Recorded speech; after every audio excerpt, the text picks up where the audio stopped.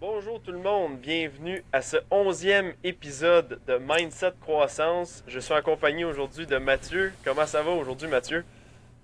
Ça va super bien, bien reposé, bien en forme. Toi, William, comment que ça va?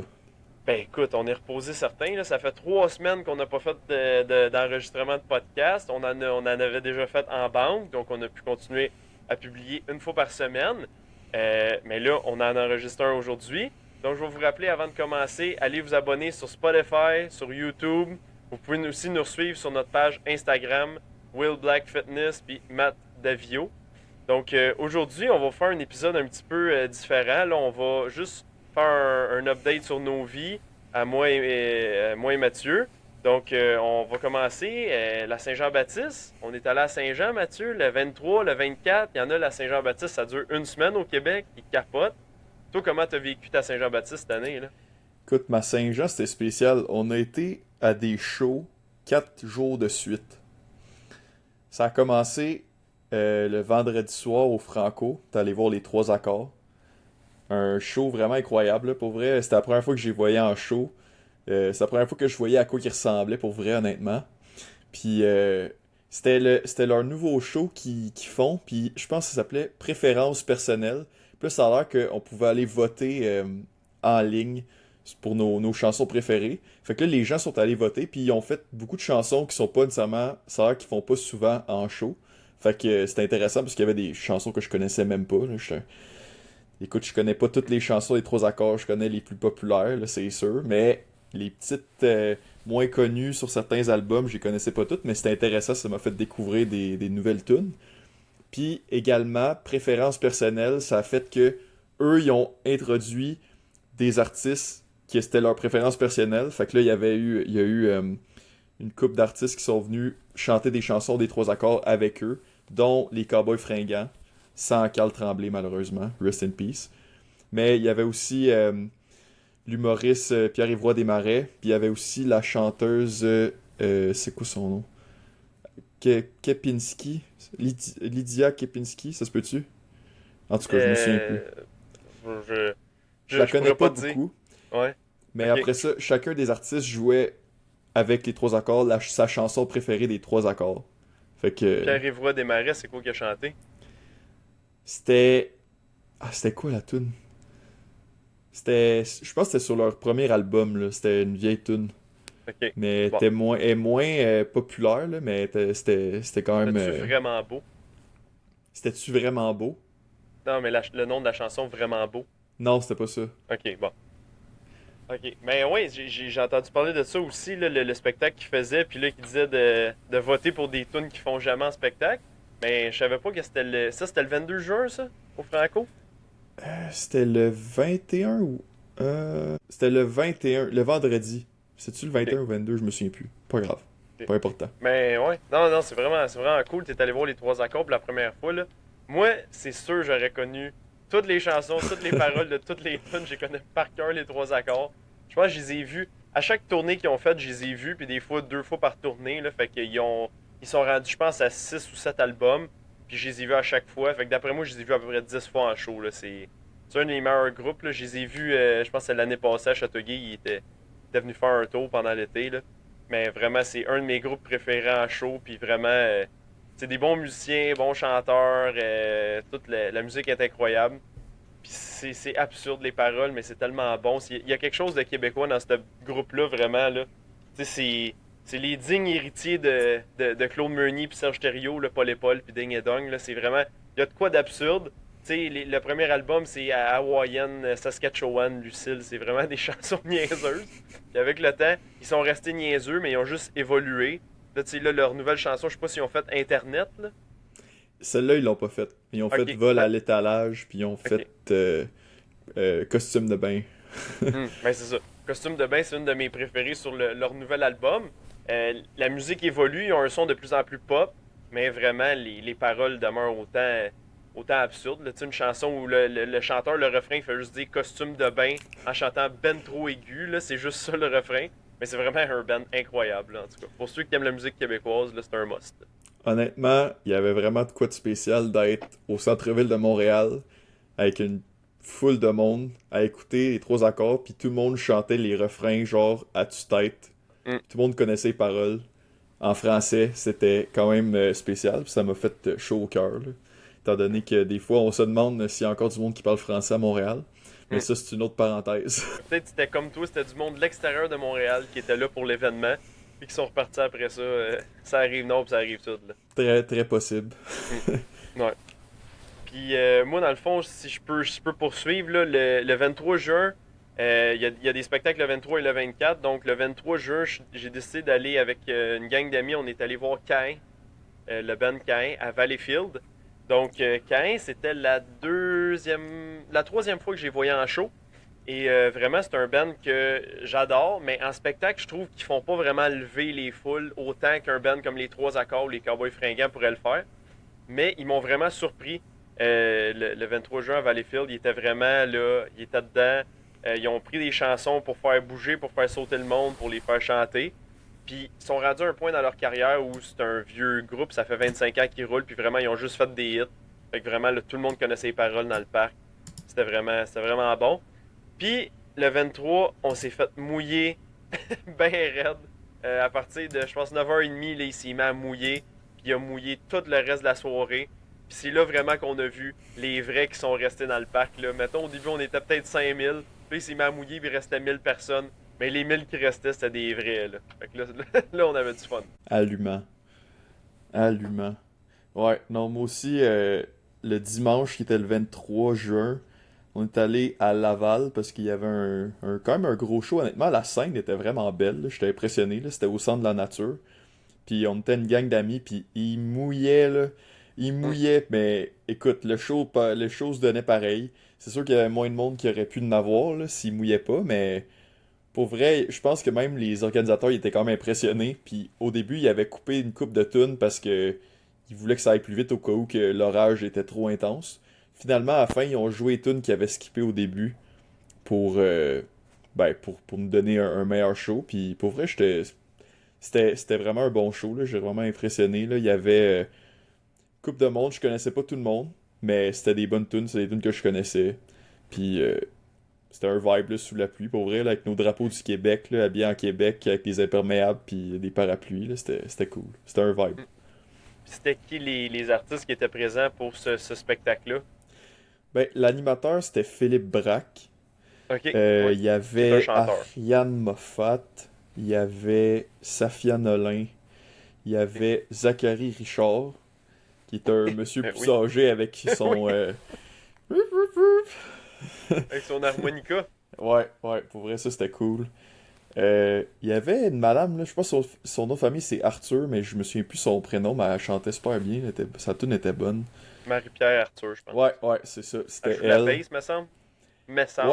elle jouait de Je pourrais me guitare, là. tromper, ouais. Elle jouait de guitare, pour vrai, sa tune c'était allumant, là. C'était vraiment super. Qui d'autre qu'il y avait? Écoute, il y en avait que je connaissais pas, honnêtement, puis je me souviens déjà plus c'était qui. Mais en général, très bon show, là, pour vrai, là. Puis c'était pas de la musique que je connaissais, c'était pas tous des artistes que je connaissais, fait que ça faisait découvrir de quoi de différent. Il y avait aussi un rappeur qui était immigrant africain, là. Puis pour vrai, je connaissais pas ses tunes du tout, mais il a donné tout un show, puis là, il y avait comme 10 danseurs qui sont arrivés sur la scène en même temps, puis c'était comme le gros party pendant un petit bout, là, c'était quand même cool. Mm. Ouais, c'est le fun, c'est le fun. On mixe les cultures à Saint-Jean, là. On mixe tout le monde, là. Ouais, c'est hot.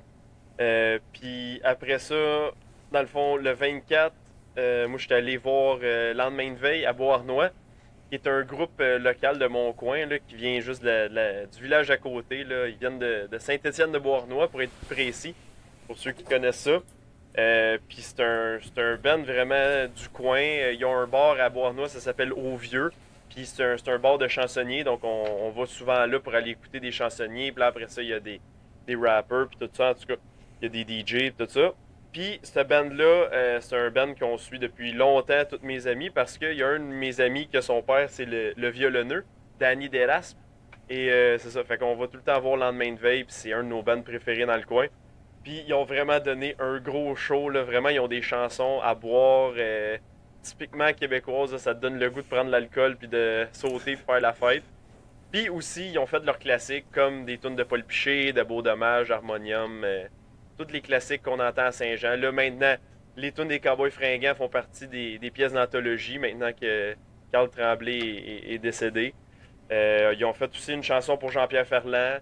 Ils ont fait les colocs comme d'habitude. En tout cas, fait que plein de groupes québécois, plein de musique québécoise. Puis c'était vraiment le fun dans le parc à Beauharnois. Là, on a eu bien du fun. Puis on s'est pas fait mouiller. Fait que ça, c'était le fun. Ça a été bien agréable. Puis ouais, ça ressemble à ça. Très cool. Pour vrai, on dirait que c'est de plus en plus rare les bars de chansonniers. Faut que qu'on y aille ensemble à un moment donné, là, parce que pour vrai, c'est tout un vibe, là. Comme la petite grenouille dans le temps à Laval, mais là, ça a fermé, là. Ouais, ben ça existe encore, les petites grenouilles, mais c'est de moins en moins des trucs de chansonniers, puis c'est de plus en plus des DJ. Je dirais que c'est ça qui est la nouvelle mode. Là, à Montréal, il y avait le Deux Pierrot qui a fermé ses portes en 2000. Écoute, 2000. Pendant la pandémie, je pense, en 2018 ou en 2020. Ils ont fermé leurs portes. Puis le band Lendemain de veille, ils jouaient tout le temps là. Leur chanteur, Marc-André Rioux, il jouait tout le temps là aux Deux Pierrot. Puis là, ça a fermé. Puis vraiment, je dirais, la mode est de moins en moins au bar chansonnier. Mais on voit qu'à Boisnot, en tout cas, eux, ça fonctionne bien. Puis vraiment, là, ça serait vraiment intéressant de ramener ça parce que sinon, la culture, cette culture-là de folklore, musique traditionnelle québécoise, elle va se perdre. Ouais. Ben, en tout cas, au moins à Saint-Jean, on a souvent des bons shows qui sont accessibles à tous, là, qui sont gratuits, ce qui est vraiment super. Il faut en profiter Mhm. pendant que c'est là.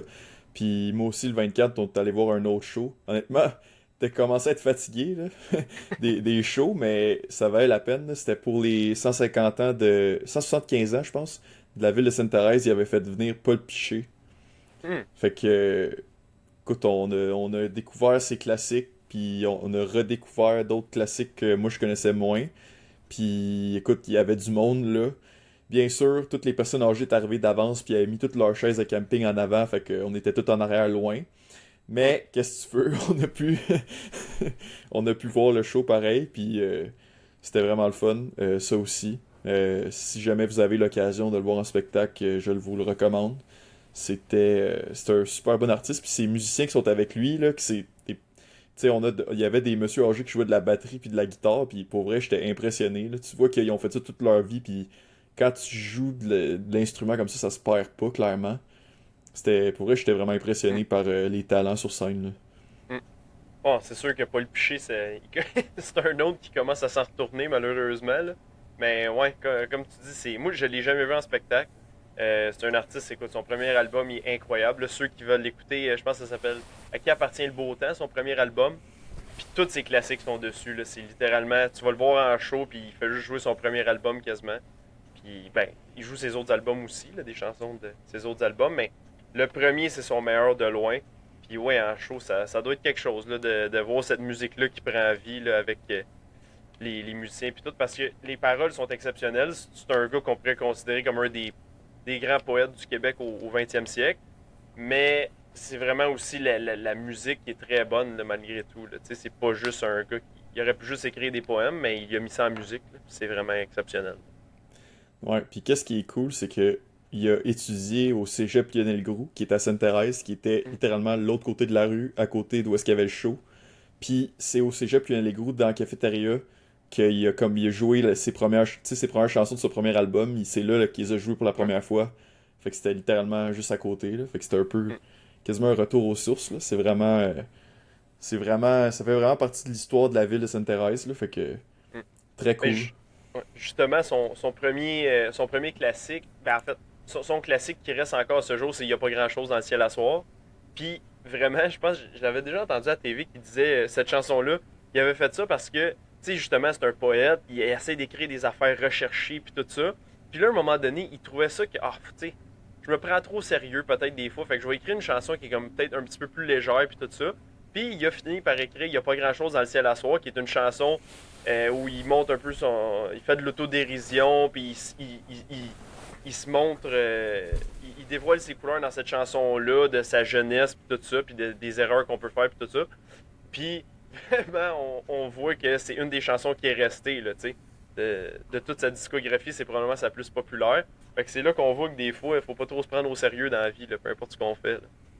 Ouais, même quand on fait un podcast, à un moment donné, c'est bien beau, là, toute la science, puis les affaires, puis les références, puis tout, mais si c'est pas intéressant, c'est pas drôle, ça intéresse pas le monde. Fait que, Ouais, c'est ça. des fois, faut parler du show de Saint-Jean, tu sais. Ouais. Fait que, ouais, on transitionne comment, là? Ben ouais, puis à part de ça, dans les dernières semaines, comment ça a été au niveau de tes autres activités? Je sais que tu travaillais en masse en plus de faire le party, puis Oui. tout, là. Oui, je continue à travailler à temps plein. Puis sinon, je continue mes matchs de baseball 2 fois par semaine. Là, ça va de mieux en mieux au niveau pour lancer. Comme lanceur, c'est vraiment là, de mieux en mieux. Puis je trouve que je m'améliore de fois en fois que je vais sur le monticule, ça va de mieux en mieux. Je lance de plus en plus fort, ma précision est meilleure, mes balles à effet rentrent mieux. Donc vraiment, je trouve que c'est ça. Là, je suis en train de poigner un groove. Là, on est rendu au mois de juillet. Fait que là, on continue ça au mois de juillet, août. Puis en septembre, ben, c'est les séries qui vont arriver. Puis ça va être vraiment ma dernière saison probablement. Donc ça va être vraiment le temps de tout donner.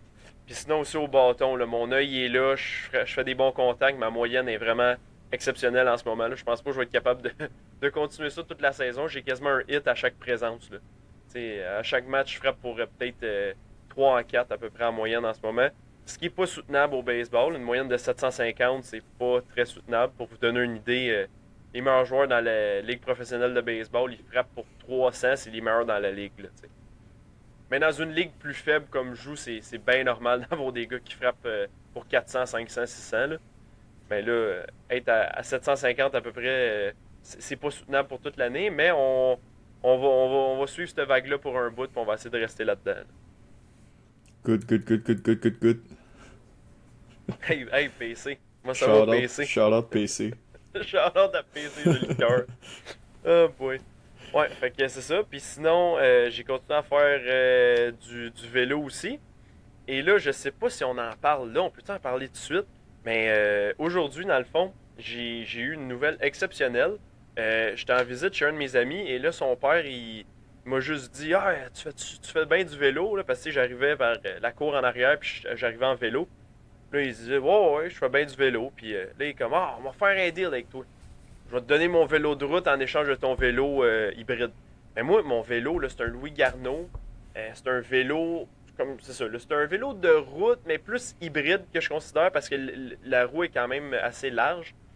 Puis c'est un vélo que j'avais payé à l'époque 1000 $. Ben, j'avais eu un rabais, mais en tout cas, il vaut à peu près 1000 $. Mais il y a 10 ans.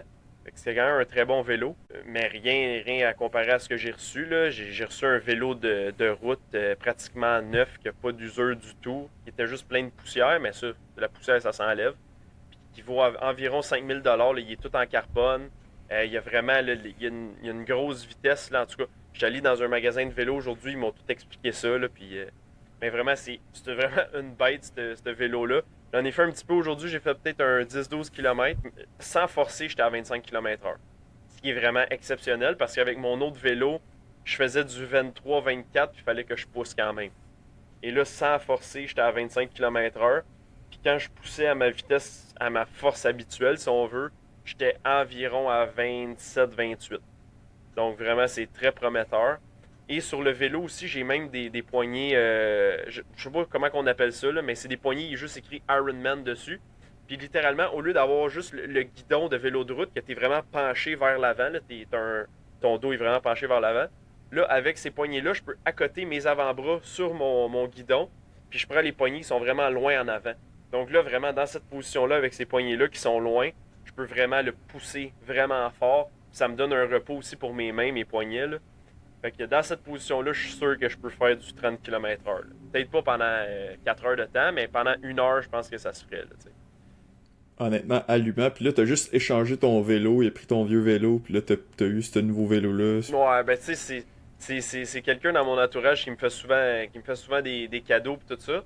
Fait que je suis vraiment très reconnaissant pour ça, mais sûrement qu'à la fin de l'été, je vais juste. En tout cas, pour moi, ça se peut quasiment pas d'échanger un vélo à 5000$ contre un vélo à 1000$. Juste de même pour le fun, genre. Parce que la personne me l'a donné en me disant: Ah, je fais plus vraiment de vélo, je vais prendre celui-là, tu sais. Parce que c'est un très bon vélo. Là. Si tu veux faire, comme on en a parlé au podcast, j'ai fait 90 km avec. Puis tu sais, ça se fait, mais à un moment donné, c'est ça, tu viens que tu as vraiment mal d'un poignet parce que c'est un guidon droit, là. Donc, ça fait vraiment mal dans les mains. Après ça, la selle n'est pas adaptée pour faire des grosses distances. Donc, c'est sûr que c'est un bon vélo, mais je dirais pour plus récréatif, là, tu sais, au maximum de 50 km par sortie, là. Plus que ça commence à être très inconfortable. Mais là, avec un vélo de route comme ça, dans un autre podcast là, de Ironman puis de 180 km de vélo. Là, pour de vrai, là, le mindset de croissance commence à embarquer pour ça. Là. Genre, je suis vraiment. Je pense facilement que je peux faire 100 km d'un matin avec ce vélo-là sans que ça soit autant. La dernière fois, c'était tellement forçant. Là. Je suis revenu, j'avais de l'acide lactique dans les jambes, c'était fou. Là, avec ce vélo-là, je pense vraiment que je peux faire 90 km. Pas comme un pet, là, mais ça sera pas trop forçant d'après moi. Là. C'est quand même fou. Pas de demi-mesure, nous autres. Là, c'est le vélo récréatif, ok, là, mais t'as une opportunité d'un vélo de route, là. Mindset croissant. Mindset croissance, ça arrête pas, là. Ça prend ce vélo-là, là. Mais écoute, je suis super content pour toi, mais je me demandais, tes poignées de Ironman que tu parles, là, tu sais, t'es allongé au bout, tu Mm. peux-tu breaker quand t'es dans cette position-là, genre? Parce que moi, c'est la seule Non. affaire que... C'est ça, faut comme que tu... Ben, faut juste que tu dépognes de... Tu sais, faut que tu prennes l'autre poignée. Ben, je me dis, Mm. imagine, tu t'en vas super vite, puis tu prends ces poignées-là, puis là, genre... Ton réflexe pour breaker, il est moins là, mais écoute. Ben, on peut amener une nouvelle chronique, la chronique sécurité avec William, l'homme sécuritaire que je suis. Pas vraiment, là, mais en tout cas, j'essaye le plus possible. Euh, J'avais un coach de baseball à l'époque qui faisait du vélo à Sainte-Martine sur l'ancienne track de chemin de fer. Dans le fond, que là, ils ont juste enlevé les rails puis ils ont pavé ça en asphalte. Donc, tu sais, une track de chemin de fer, c'est plat, c'est long, fait que c'est parfait pour faire du vélo, dans le fond. Puis, il y a une des sections où ça arrive devant un rang qui est très achalandé. Donc, ils ont mis des espèces de trucs jaunes, là, tu sais, pour que les gens n'aient pas le choix de freiner puis de traverser. Puis lui, justement, il était à côté sur ses poignets comme ça, Iron Man, avec les avant-bras à côté sur son guidon. Puis il poussait fort, il poussait fort. Et au lieu de regarder en avant, étant donné que tu es vraiment penché vers l'avant, il avait ses yeux vers le sol. Et il a jamais vu ça. Il a foncé direct d'un bord de métal. Il a fait un flip par-dessus son vélo. Il s'est vraiment fait mal. Son vélo était scrap. En tout cas, fait que c'est le genre de trucs qui peuvent arriver en vélo si on ne regarde pas en avant. Et là, on s'entend, il a juste rentré dans quelque chose de fixe, mais s'il avait fait une collision avec un véhicule, il serait probablement mort. Mais c'est ça. Donc, il était chanceux dans sa malchance, mais c'est juste pour dire qu'en vélo de route, oui, on peut aller plus vite, on peut atteindre du 28, 30, même plus. Là, les professionnels, ils vont à 30, 35, 40, 45. Mais c'est ça, ça vient avec du danger. Donc, aujourd'hui, ce que j'ai fait, je suis allé au magasin de sport, puis j'ai acheté aussi un nouveau casque de vélo qui était plus solide, parce que là, celui que j'avais, c'était vraiment celui que j'avais depuis que j'étais petit. Donc, c'était vraiment pas de la qualité. Fait que là, j'en ai pris un meilleur, qui était plus une technologie qui protégeait plus pour les commotions cérébrales. Donc, ça, c'est une bonne chose. Je savais même pas que ça existait, mais j'ai acheté ça. Donc, ça va être bon. Puis aussi, y avait-tu un autre truc que je voulais dire? Non, je pense que c'est ça. Fait que dans le fond, en basic, mettez votre casque, regardez en avant, Mm. deux bonnes choses. Puis aussi, moi, écoute, ça fait longtemps, je fais plus tant de vélo, mais je me souviens quand j'étais petit, là, à un moment donné, j'avais pas de lunettes, puis là, j'ai comme une mouche dans l'œil, là, je voyais plus rien, c'était pas... Fait que je pense mettre des lunettes, tu sais, les petites speed shades là, qu'on avait en joke dans l'autre épisode, là. Mais en réalité, en vélo, c'est quand même super important, là, même si c'est pas des lunettes de soleil, juste avoir quelque chose pour se protéger les yeux, là, si jamais s'il y a une poussière ou quelque chose qui nous va dans l'œil, au moins on est protégé un petit peu, là. Je pense que ça aussi au niveau sécurité.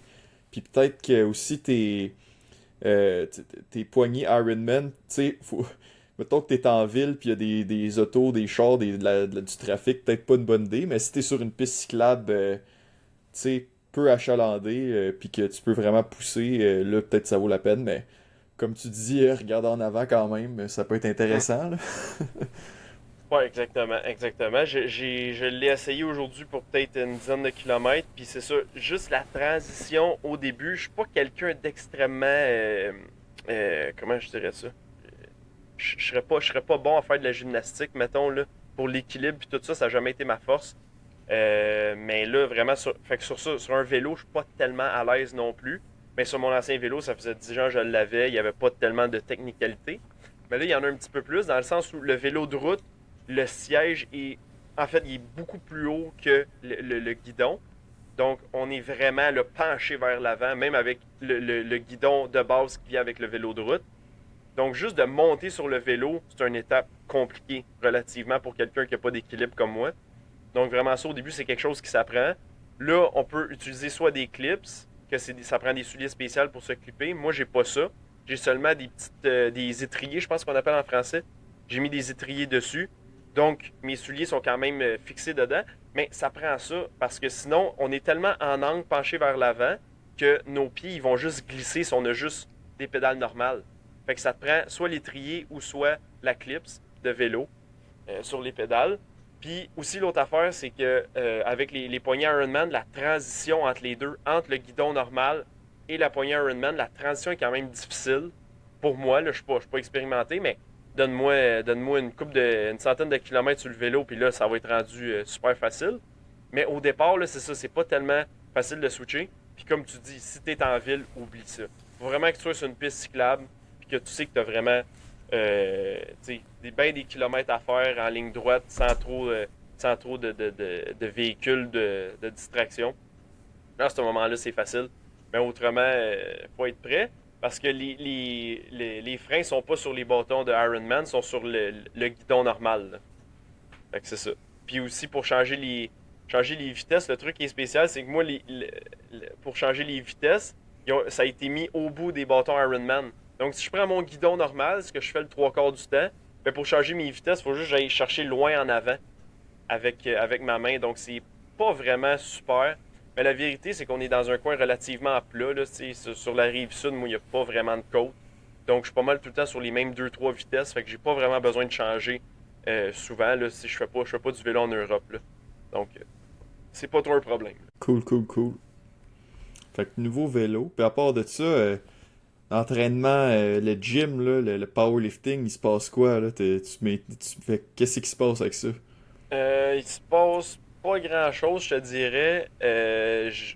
Honnêtement, je fais tellement d'activités en général, juste avec le baseball. Je vais jouer à balle molle, je remplace dans plein d'équipes. Juste après ça, je vais jouer au golf des fois, je pratique mes élans de golf.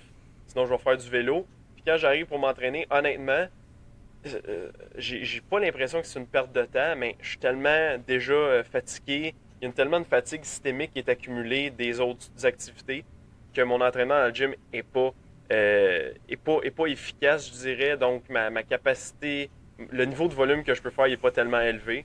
Par exemple, la dernière fois, j'ai fait des deadlifts. Puis après une ou deux séries, là, j'avais plus de gaz pantoute, mais habituellement, j'étais habitué de faire, mettons, 3 ou 4 séries de deadlift. Après ça, 3 ou 4 séries de Good Morning ou de RDLs. Puis là, vraiment, accumuler peut-être 8 séries pour un mouvement musculaire, un mouvement particulier, tu sais, avec les mêmes groupes musculaires. Mais là, vraiment, juste de faire une ou deux séries de deadlift, j'avais vraiment plus de gaz. Donc vraiment, c'est là que je vois que j'ai une fatigue accumulée par mes autres activités.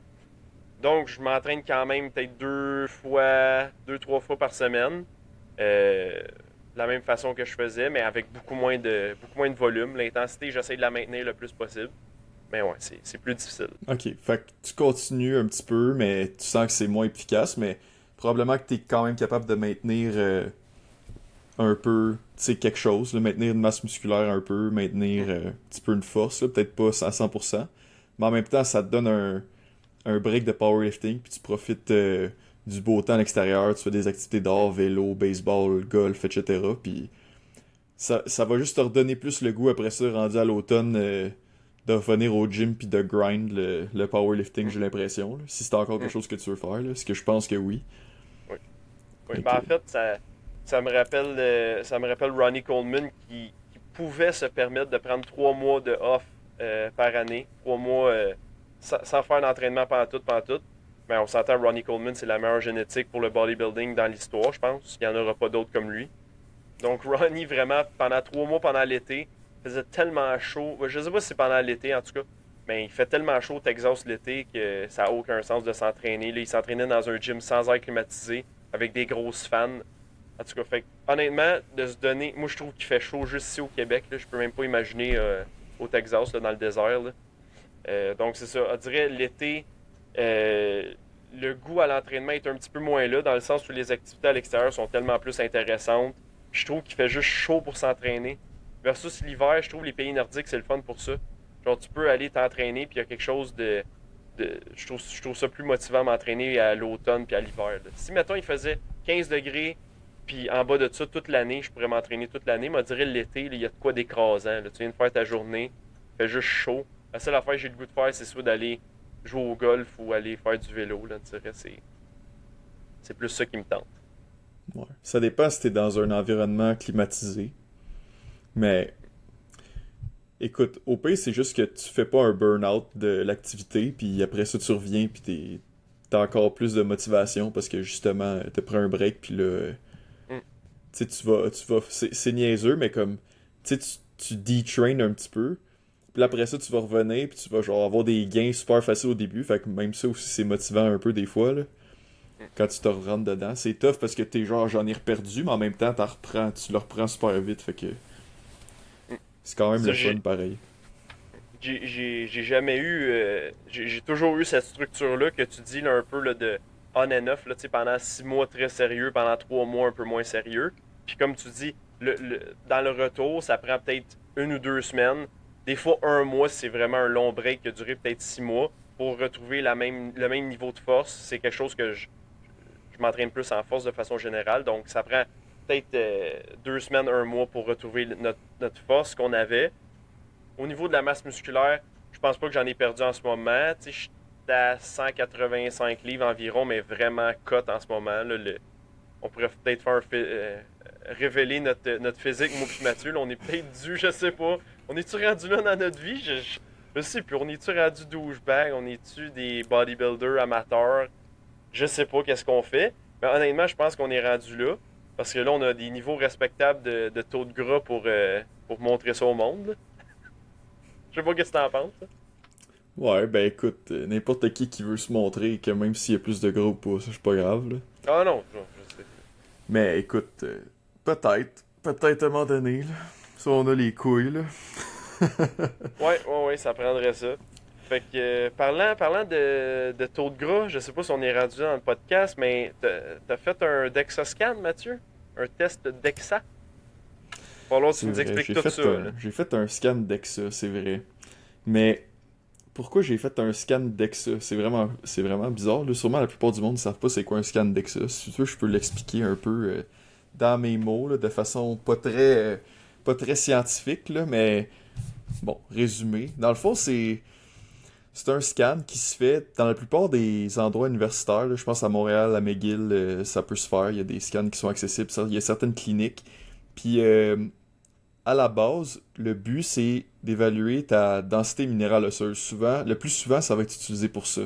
Dans le fond, c'est un scan, comme un rayon X, mais vraiment, vraiment, vraiment moins de rayon X que quand tu vas à l'hôpital pour quand tu as une fracture, par exemple, ou un scan du genre. Fait que c'est des rayons X, mais vraiment faibles. Puis dans le fond, tu te couches sur une genre de table avec un petit matelas. Là. Puis là, il faut que tu te sentes à la bonne place. Puis là, tu as vraiment un scan là, qui passe au-dessus de ta tête. Puis ça prend à peu près 5 à 10 minutes, là, je dirais. Puis là, tu fermes les yeux, puis là, ça passe, tu entends la machine. Mi, mi, mi, mi, mi. Puis ça te scanne tout le corps. Puis dans le fond, le scan est capable de reconnaître, de différencier trois types de tissus dans ton corps. Puis de quantifier à peu près en grammes là, ou en kilogrammes combien de chaque tas à tel endroit. Fait que dans le fond, ça permet de reconnaître la densité minérale osseuse, puis la masse maigre et également la masse adipeuse. Fait qu'avec cette méthode-là, ça permet de voir, tu sais, souvent on va me montrer ça pour les personnes plus âgées, voir leur densité minérale osseuse ressemble à quoi, tu sais, s'ils sont à risque plus à risque de fracture, tu sais, s'ils sont rendus où par rapport à ton groupe d'âge, si t'en as plus, pas assez, t'es dans la moyenne, etc. Puis ça permet aussi d'évaluer la composition corporelle. Puis c'est une des méthodes que longtemps c'était vraiment le gold standard là, pour évaluer la composition corporelle des individus. C'est sûr qu'il y a des affaires qui sont mieux que ça, puis c'est pas parfait, il y a des marges d'erreur. Puis c'est sûr que quand on fait des expériences scientifiques avec des grands groupes, là, ça va être. On va plus pouvoir se fier aux mesures parce que tu sais, la marge d'erreur est répandue dans le groupe. Fait que sur un individu, un de un, c'est sûr qu'il y a une certaine marge d'erreur. Fait que le résultat, si je dis mon body fat, c'est pas exactement ça. Là. C'est probablement pas ça en fait. Là. Mais même à ça, je trouvais ça intéressant parce qu'on en a parlé dans nos cours. Puis récemment, j'ai fait un cut. Fait que depuis, ça fait à peu près pendant 3 mois, j'ai baissé mes calories pour essayer de perdre du gras, maintenir le plus de masse musculaire possible. Parce que pendant tout l'hiver, dans le fond, j'étais en prise de masse. Fait que j'ai pris du poids en m'entraînant pour essayer de prendre la masse musculaire. Puis là, pendant 3 mois, j'ai réduit un peu mes calories pour essayer de devenir plus maigre. Là. Fait que là, ça me tentait de voir, tu sais, après tout ça, genre voir je suis rendu à quel point dans mon développement en bodybuilding, là, si on veut, là, je suis très très amateur, puis je fais pas de compétition de bodybuilding, là, c'est vraiment très très récréatif, là.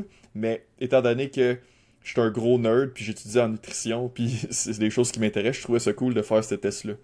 Fait que, ouais, c'est à peu près ça pour le test DEXA. Qu'est-ce que t'en penses, William? As-tu des Ben, questions? Oui, j'ai plein de questions. C'est où que tu as fait ça? Dans le fond, ça on pourra en parler après si tu veux, j'ai été en visite à Sherbrooke. J'étais allé visiter le campus de l'université de Sherbrooke. Puis j'ai été parler avec des professeurs puis tout ça, dans le but de peut-être évaluer si je voulais faire une maîtrise là-bas. Mais ça, on en parlera après. Mais dans le fond, j'en ai Mhm. profité pendant que j'étais là-bas pour aller faire le test qui est offert par la clinique universitaire de kinésiologie. Puis quand je comparais avec qu'est-ce qui était offert à Montréal, je voyais que le prix là-bas, il était moins cher. Fait que, Mm. vu que je savais que j'allais être là pendant 2 jours, j'ai appelé puis j'ai pris une chance de voir s'il y avait un rendez-vous disponible. Puis effectivement, il y avait de la place. Fait que, ben, j'ai pu aller faire ça puis c'était très cool. Puis c'est ça, est-ce que c'est abordable? Combien ça coûte à peu près pour faire ça? Là-bas, quand t'es pas un étudiant de l'université de Sherbrooke, c'est environ 75$. Fait que c'est quand même un certain paiement, là, tu sais. Mm. Mais tu sais, quand tu compares ça à faire une bioimpédance dans un gym, tu sais, c'est nettement meilleur pour le prix. Mais tu sais, parce que la bioimpédance, c'est plus ou moins fidèle, plus ou moins fiable. Fait que Mm. ça, c'est sûr que ça va te donner un test qui est d'une bien meilleure qualité, mais tu sais, c'est pas quelque chose qu'on fait à tous les mois, là. Je pense pas que ça vaudrait la peine, mais tu sais, une fois par année ou 2 ans, ça peut être intéressant de voir. Parce que tu sais, avec la marge d'erreur puis tout aussi, le faire au mois, ça, je pense pas que ça vaut tant la peine, là. Mais des fois, si on veut voir notre progression à travers les années, ça peut être cool pour les gens qui sont vraiment des nerds, là, qui sont vraiment intéressés, là, Mm. qui sont vraiment calés dans ça, là. Puis parlant justement de progression, je pense que tu avais déjà fait un cut l'année passée, mois de septembre. En tout cas, ça avait fini au début de la session, me semble, au mois de septembre. Moi, ma question, c'est depuis ce dernier cut-là, c'est quoi la progression? Tu n'avais pas fait de DEXA-scan la dernière fois, mais mettons, si tu évalues, si tu compares tes photos, par exemple, ou si tu compares ton poids sur la balance ou ton niveau de masse musculaire, tu sais, est-ce que tu as progressé, en fait? C'est ça la question, là, tu sais. Honnêtement, j'ai définitivement progressé dans. Il y a certains groupes musculaires là, que je vois définitivement, il y a eu du progrès, notamment mon chest, là, que je trouve que vraiment, là, tu sais, c'était la première fois l'année passée que je faisais un cut, là, que j'étais vraiment maigre, là, quand même, là, puis qu'on pouvait vraiment voir, tu sais, les muscles, les différents muscles bien, super bien, là. Puis je trouvais vraiment que mon chest, là, il y avait pas grand-chose là, là. Puis honnêtement, tu sais, je pense, je sais pourquoi, là, tu sais, la plupart des exercices qui sont pour le chest, comme par exemple le bench press, tu sais, la majeure partie du temps que je m'entraînais, je sentais jamais que c'était vraiment ça qui était limitant dans mes exercices, là. C'était souvent, on dirait, plus mes triceps là, qui étaient limités. Mm. Fait que j'ai vraiment essayé de plus mettre un focus sur le chest pendant l'hiver.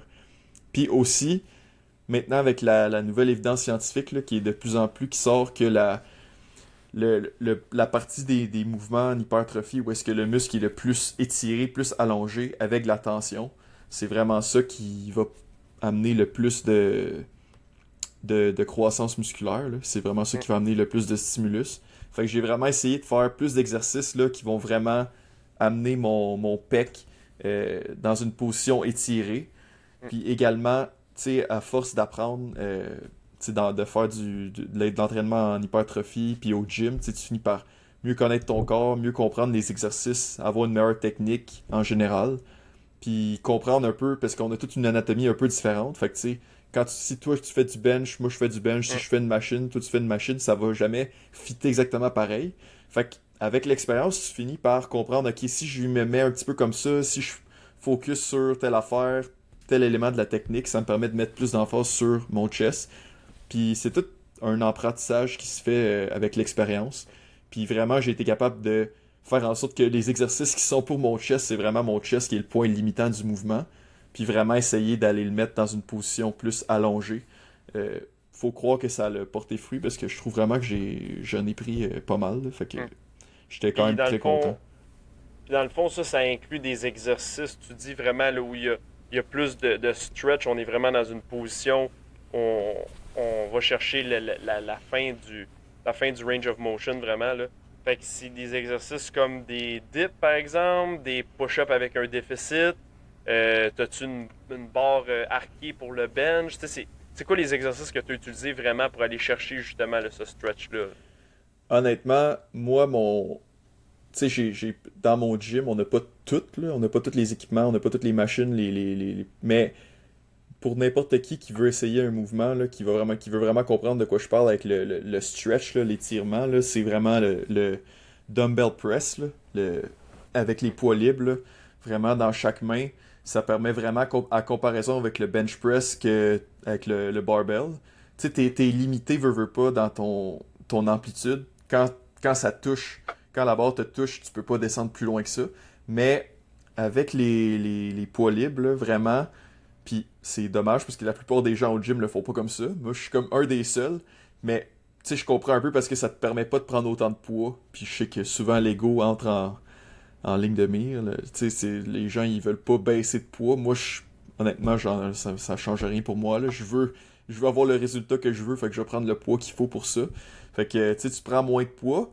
Puis vraiment, là, puis tu sais, c'est sûr, si vous essayez ça, baissez le poids, là. Commencez avec des 20 livres, là, s'il faut, là. Puis si vous êtes moins fort, encore moins que ça. Tu sais, vraiment, réchauffez-vous, surtout si vous n'êtes pas habitué d'aller aussi loin que ça, là. Mais vraiment, d'aller plus loin, là, puis de dépasser, là. Puis aussi, je trouve, d'avoir les coudes plus sortis, vraiment vers le haut, puis d'aller vraiment étirer, là. Trouver le... Tu sais, juste en le faisant, on est capable de trouver le spot où est-ce que ça étire vraiment, là. Puis vraiment, c'est comme ça que je trouve que on va vraiment aller chercher la bonne amplitude pour le mouvement. Puis effectivement, comme tu l'as mentionné, des dips, ça peut être super si on les fait bien, parce que il y a Mm. vraiment façon de couper son amplitude, puis finalement, ça change rien. Mais si on fait vraiment des dips, puis on essaie vraiment d'aller le plus profond possible jusqu'à ce qu'on sent un étirement dans le pectoral, là, ça va être bon. Puis les push-ups avec un déficit, si on met nos mains sur des steps ou sur des bumper plates plus élevés. Puis là, on peut vraiment descendre plus bas là, que juste un push-up où est-ce que notre chest touche le plancher. Là. Mm. Vraiment, ça, c'est des exercices. Également, la camber bar. Mais là, ça, c'est plus rare qu'on voit ça. Là. Moi, j'en ai pas dans mon gym. Non, c'est ça. C'est assez rare que les gyms vont avoir ça, là, des barres cambrées, comme tu dis. Là. Mais ouais. Puis c'est un bon point que tu amènes. Là, tu sais. Pour l'entraînement, pour le chest, une des erreurs qu'on voit souvent les gens faire, c'est que ils vont seulement faire le début du mouvement vraiment là, très très partiel. Là, on parle de peut-être 15-20 degrés gros maximum. Ils vont pas vraiment descendre quand ils font leur dip. Puis j'ai vu souvent là, des messieurs avec pas beaucoup de masse musculaire, souvent des messieurs plus âgés, qui vont faire soit des dips, soit des push-ups, puis vraiment les enchaîner. Là. Mais on parle de 20, 30, 40, 50. Puis c'est vraiment impressionnant de voir ça parce que tu te dis, hey, c'est beaucoup de répétitions, mais au final, il n'y a aucune amplitude dans le mouvement. Donc la seule affaire qui vont être raqués le lendemain, c'est leur coude. C'est Ouais. seulement l'articulation qui va être raquée. Puis là, tu te dis, ben ça servait absolument à rien. À ce moment-là, tu as juste le goût de leur dire, ben fais-en 4, mais fais-les comme faut, fais-en moins, on sait que la zone optimale pour l'hypertrophie, c'est entre 8 et 12, là, fait que ça donne rien d'en faire 50 tout croche si t'es même pas capable d'en faire 8 comme il faut, là, tu sais. Fait que, ouais, c'est un des points qui est très frustrant au gym, là. Écoute, l'amplitude pour l'entraînement en hypertrophie, là, je pourrais en parler pendant des heures. Là. Faudrait qu'on fasse un podcast dédié à ça à un moment donné, mais c'est vraiment, là, surtout sur l'entraînement du chest là, au bench press, tu sais, les gens qui mettent super beaucoup de poids, puis là, ils descendent à moitié, puis ils sont même pas proches de toucher leur chest, puis là, ils remontent. L'évidence scientifique montre que c'est exactement le contraire de ce qu'il faut faire. Mm. Parce que il a même été démontré que faire des partiels, mais au niveau que ton muscle est plus étiré, donc vraiment le plus bas possible, c'est là que ça peut même battre l'amplitude complète, là, le full range of motion, parfois dans les études. Là. Fait que c'est vraiment. Puis versus faire un partiel versus full range of motion, on le sait que qu'est-ce qui fait que full range of motion il est meilleur, c'est justement parce que tu vas aller dans la position plus étirée du muscle. Donc, vraiment, là, puis tu sais, tu as besoin de prendre moins de poids, mais tu as un meilleur stimulus. Donc, donc c'est moins de dommages. Tu sais, tes articulations sont moins éprouvées. Tu sais, en tout cas, moi, pour moi, tu sais, qui est pas nécessairement comme toi, qui a full un objectif d'être le plus fort possible, je vois pas d'autres des raisons de m'entraîner autrement que comme ça. C'est sûr que, tu sais, ceux qui aiment ça, qui ont un peu le ego lifting, vouloir lever le plus de poids, impressionner le monde, c'est sûr que c'est moins attirant pour ça, mais de mon côté, je trouve ça vraiment satisfaisant de faire de l'entraînement comme ça, puis avoir vraiment l'étirement, puis sentir le muscle, là, je trouve ça, je sais pas, c'est quelque chose que vraiment j'aime ça, je sais pas pourquoi, c'est... Oh oui. Puis, tu sais, on s'entend au final, si tu t'entraînes vraiment pour l'aspect esthétique, là, tu sais, vraiment plus le bodybuilding puis tout ça, ou juste la masse musculaire en général, c'est ça qui va être le plus efficace. Donc, au final, on s'en fout que ton voisin à côté, sur le banc d'à côté, il lève des poids 2 fois plus pesants. Au final, t'as un plus gros chest que lui. C'est niaiseux, mais c'est juste ça. Puis, je me demandais aussi, y avait-tu d'autres sections, d'autres groupes musculaires vraiment que tu trouvais qui avaient vraiment beaucoup progressé par rapport à ton dernier cut? Honnêtement, peut-être mes quads, mais sont toujours c'est toujours mon groupe musculaire le plus développé. Fait que, honnêtement, c'est dur de dire s'ils sont développés tant que ça. Faudrait que j'ai mesure plus précisément pour comparer. Sinon, honnêtement, je sais pas. Là. Faudrait que je pose devant toi puis que tu m'évalues. Ouais. Mais honnêtement, le chest, c'est vraiment parce que, tu sais, à tous les jours, je le vois. Là, puis c'était vraiment, ça paraissait qu'il. Tu sais, c'est pas encore, je pense, mon groupe musculaire le plus impressionnant, mais il est mieux qu'il était. En fait, c'est un truc qu'on voit souvent en bodybuilding. Les gars qui commencent à s'entraîner, ils vont nécessairement avoir des points faibles à un moment donné, surtout si on se lance dans un sport où l'objectif c'est d'avoir le plus de masse musculaire partout. Mais c'est clair que génétiquement, on va avoir des points un petit peu plus faibles. Puis ça s'est souvent vu des gars, mettons, qui avaient un point extrêmement faible au départ de leur carrière. Puis la situation change de bord complètement, puis ça va donner leur point le plus fort. Parce que justement, si tu si t'as vécu l'échec de dire j'ai vraiment un chest qui est minable, j'ai aucun développement puis tout ça, ben là tu vas trouver des meilleures façons de développer ton chest dans le futur puis tout ça. Puis t'as potentiellement, c'est ça, t'as le potentiel au final que ça devienne vraiment ton point le plus fort parce que tu sais vraiment comment le travailler. Versus moi, mettons, je fais juste faire du bench, je fais juste regarder un dumbbell puis un banc puis mon chest il va grossir là, tu sais. Ça a été vraiment facile pour moi de développer ma masse musculaire. Je faisais des dips, c'était vraiment super facile. J'étais vraiment très fort aux dips, au bench. Ça a toujours été rapide, c'était facile. Il n'y avait aucun problème avec ça. Puis j'ai quand même des bras assez longs. Tu sais, on avoue souvent qu'ils sont très bons pour les mouvements plus push, là, vraiment parce qu'ils ont des petits bras de T-Rex. Là. Mais moi, j'avais des bras de longueur normale, mais pourtant, j'étais vraiment en mesure d'être extrêmement fort rapidement avec tous les mouvements de chest et de triceps. Là. Fait que, ouais, mais c'est ça. Lâche pas, Mathieu. Tu vas finir par avoir un chest comme moi un jour. Non. Puis dans notre autre podcast qu'on parlait là, des avantages du resistance training, là, tu sais, on avait mentionné là, la densité minérale osseuse. Mhm. Puis là, je suis un N de 1, donc c'est peut-être pas représentatif, mais ma densité minérale osseuse était dans le très très très optimal, très bon, là, très fort, là, dans le vert. Là. Je suis pas je suis au-dessus de la moyenne pour mon groupe d'âge. Puis même en comparaison avec le Young Adult Score, je suis en élevé. Fait que est-ce que c'est juste ma génétique qui est comme ça puis j'ai des bons os? Ou c'est vraiment l'entraînement résistance qui fait ça? Étant donné que je me suis quand même cassé pas mal d'affaires quand j'étais jeune, je sais pas, j'ai quand tendance à dire que l'entraînement résistance il est sûrement pour de quoi, mais Mm. en tout cas, c'est le genre d'affaire qui est. Tu fais ça dans ta vingtaine, puis là t'es investi, puis ça se perd pas du jour au lendemain de la densité minérale osseuse, Mhm. fait que quand même Ben, cool de voir ça. ça se perd pas du jour au lendemain, mais sur le graphique que tu m'as montré tantôt qui démontrait la densité minérale osseuse, on voit qu'il y a une courbe que la tendance est à la baisse à partir, je pense, c'est quoi? C'est de la cinquantaine, soixantaine. Puis là, vraiment, ça diminue en vieillissant. Donc, ça nous montre vraiment que si on est dans une zone dite normale, à partir de 50-60 ans, on va perdre la densité minérale osseuse. Donc, l'objectif, c'est de situer vraiment comme Mathieu fait en ce moment, là, d'être dans la zone, dans la moyenne ou légèrement au-dessus de la moyenne. Donc, pour vraiment, si on veut avoir une meilleure densité minérale osseuse, qui va nous donner une capacité tampon, donc en vieillissant, on va être en mesure de maintenir le plus possible notre densité minérale osseuse. Parce que si on part déjà avec des niveaux qui sont à la normale, on va se ramasser potentiellement avec des niveaux trop faibles en vieillissant. Là. Je ne sais pas si on se regarde de montrer le graphique à l'écran. Je sais pas, peut-être dans le editing, on va être Ouais, capable. c'est ça. Sinon, je vais sûrement le poster sur mon Instagram, là, fait que vous allez pouvoir voir Yeah! là. Yeah! Non, puis Instagram. pour finir avec le scan DEXA, c'est quand même cool, là, ça évalue ta masse musculaire, ta masse maigre. C'est sûr que dans la masse maigre, il n'y a pas juste la masse musculaire, il y a plein d'autres affaires, là, tous les organes puis les autres tissus. Puis également ta masse adipeuse. Puis là, moi, étant grandeur de 6 pieds flush, et la machine m'a scanné et a analysé 86,6 kg de masse. Puis il m'a donné un score de body fat de 7,5%. Eh! 7,5%. Même moi, j'étais impressionné. Là. En fait, pour être franc avec vous autres, je pense pas vraiment que je suis 7,5%. Là. Parce que si je me compare avec les gens que je vois sur les médias sociaux qui disent qu'ils sont à 7,5%, je suis pas là. Là. Mm.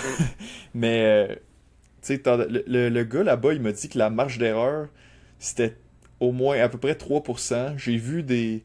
C'est vrai qu'il y avait d'autres études aussi sur des bodybuilders, ça peut aller jusqu'à environ 5% de marge d'erreur. Fait que si on se fie à ça, je serais au moins entre 7 et 12%, à quelque part Mm. là-dedans. Probablement plus proche du 12 que du 7, selon moi. Encore là, j'ai pas vraiment de mesure pour dire je suis où exactement, mais je suis à quelque part là-dedans. Fait que c'est quand même cool. Puis dans le fond, il me dit que à 7,5%, je suis dans le 90e percentile, dans le fond, de maigreur. Wow! Ce qui est quand même... j'étais dans la zone athlétique, la zone athlète. Mm. Ce qui est quand même cool. Donc, Mais, ouais. donc 6 pieds, 190 livres et 7,5% de body fat de taux de gras. C'est quand Unnatural. même bon. C'est quand même Unnatural. bon. Ouais, ouais, Not je natty. pense, je pense que Greg Doucette va faire une vidéo sur toi dans pas long pour dire, ouais, ce gars-là, finalement, pas naturel. C'est sûr qu'il est Ouais, pas mais là, naturel. il va dire Dexoscan, c'est de la merde, esti. Ben, honnête, c'est ça, mais toi, selon tes connaissances, puis tu sais, on sait à peu près c'est quoi le pourcentage de gras juste en regardant des photos puis en se voyant. À ton œil, à toi, ça serait à peu près combien? Moi, je pense que t'es plus vers le 10%, ça ferait plus de sens. Si on est vraiment généreux, puis si on est plus strict, peut-être 12%. Là. Moi, je pense que dans le 10-12%, on se situe là. Moi, honnêtement, je pensais que la machine allait me dire, genre, j'étais 12 ou 13%. Puis là, elle me dit 7,5. Fait que là, je suis comme, oh, ok. Je pense pas que je suis 7,5, mais peut-être que je suis plus proche du 10 que du 12 comme je pensais, mettons. Fait que, moi, c'est ça mon guess. Mais écoute, c'est vraiment. Tu sais, il faudrait que je fasse une résonance magnétique, là. Puis là, on pourrait le savoir vraiment, mais c'est comme impossible de faire une résonance magnétique pour voir ton pourcentage de gras, là. C'est comme pas tant une bonne utilisation de cette Hum, technologie-là qui sert à trouver des cancers et etc. là. hum, Mais c'est sûr. écoute, Écoute, on peut penser que c'est autour de 10-12, là, je serais quand même d'accord avec toi, là. En fait, ça me donne l'impression que le DexaScan, si on prenait un bodybuilder qui est sur le point de monter sur le podium, vraiment, lui, son résultat de DexaScan, d'après moi, serait à 3-4%. Si toi, ils t'ont dit 7,5%, selon moi, ça voudrait dire qu'il évaluerait des bodybuilders sur le stage à comme 3,5-4%. Ce qui est quasiment inhumain, qui est quasiment impossible.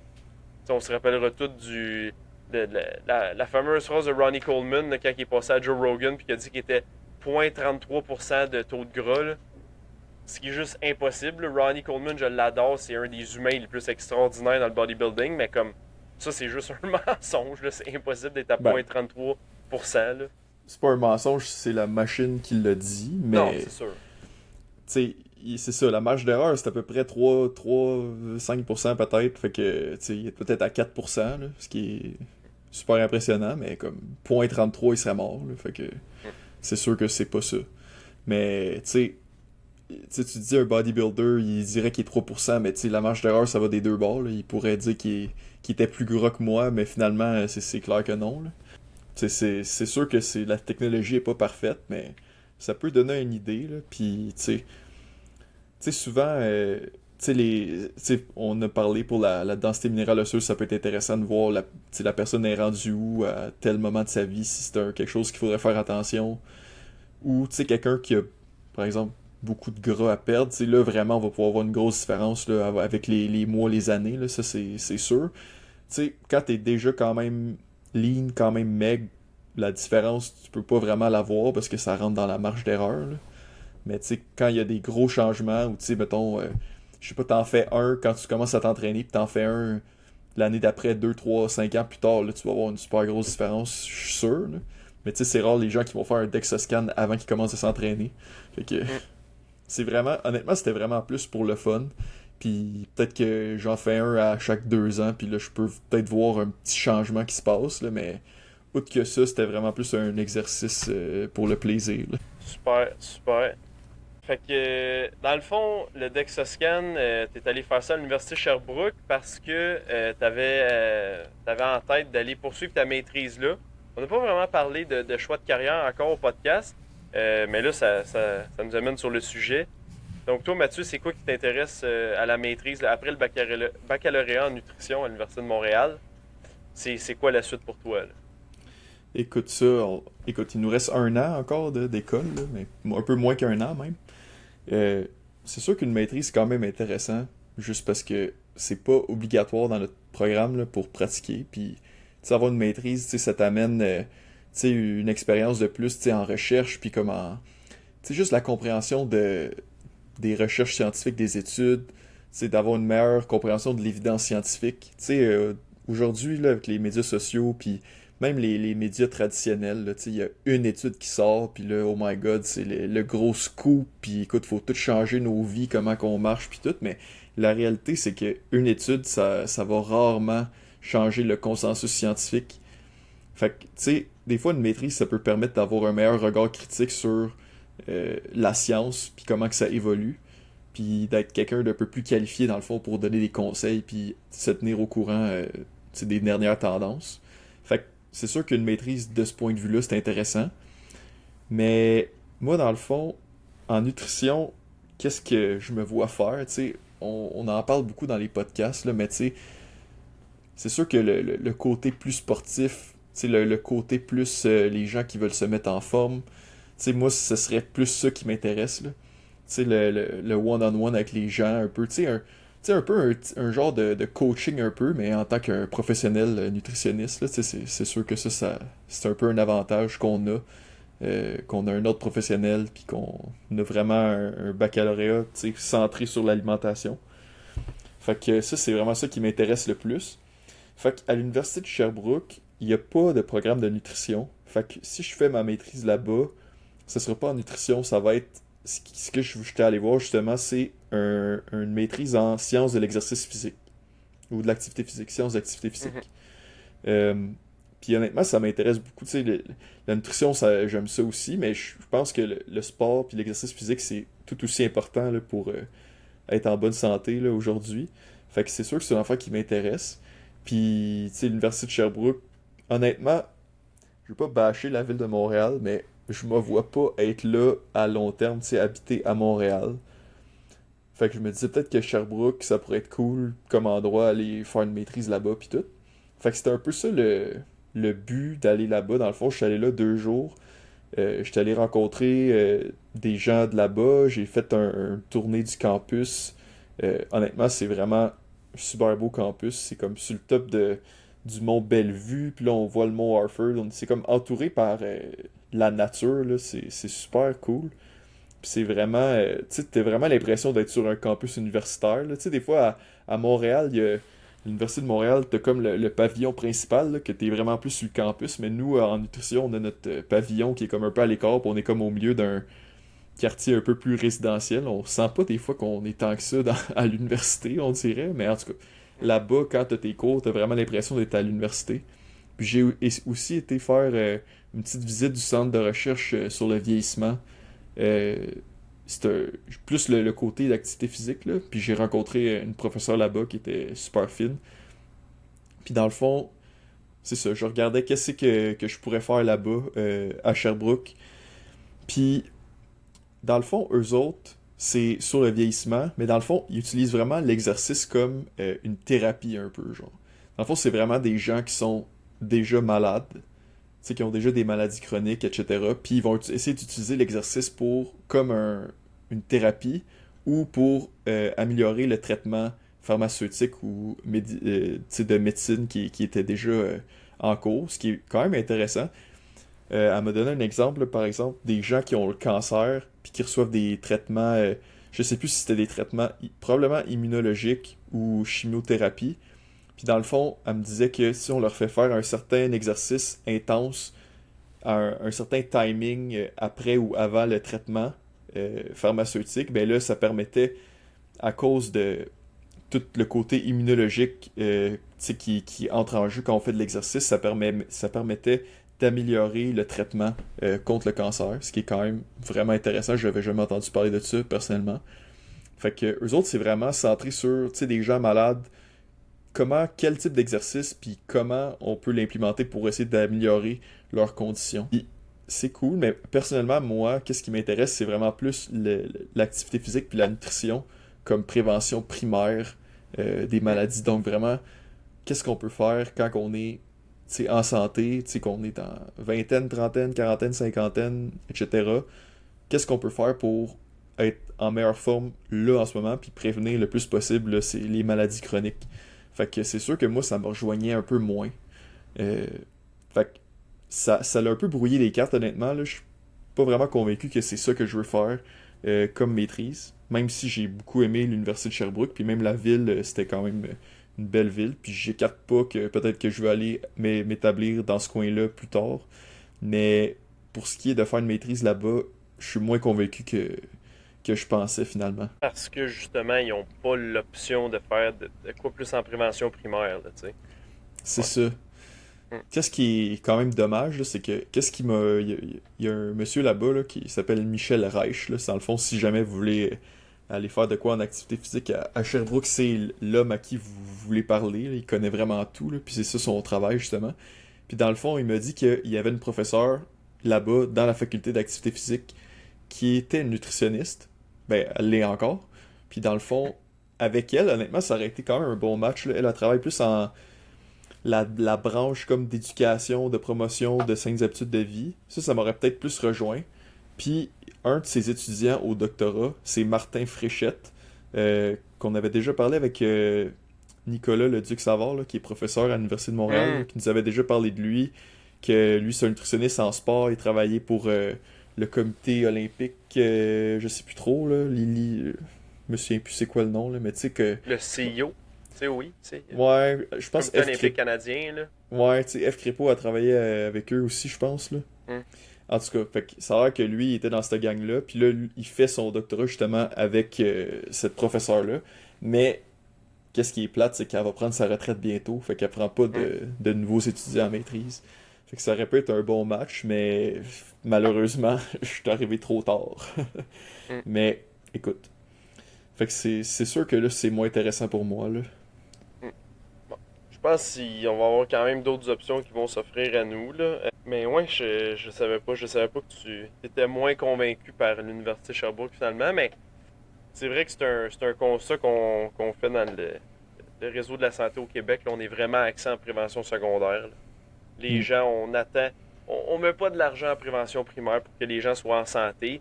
Les gens tombent malades, puis là, à ce moment-là, on injecte de l'argent en pharmacie, en nutrition à ce moment-là, mais tu sais, en activité physique aussi, mais tu sais, c'est un peu trop tard des fois dans bien des maladies chroniques, là, tu sais, le mal est fait si on veut, là. Mais il y aurait tellement de potentiel à faire en prévention primaire, surtout en recherche aussi, là, parce que c'est ça, là, des gens qui sont capables de se tenir actifs, il y a des grandes chances qu'il n'y ait pas de maladies chroniques dans leur vie puis qu'ils vivent mieux puis plus longtemps. Là. On a fait un épisode complet sur l'entraînement, les bénéfices d'entraînement à résistance.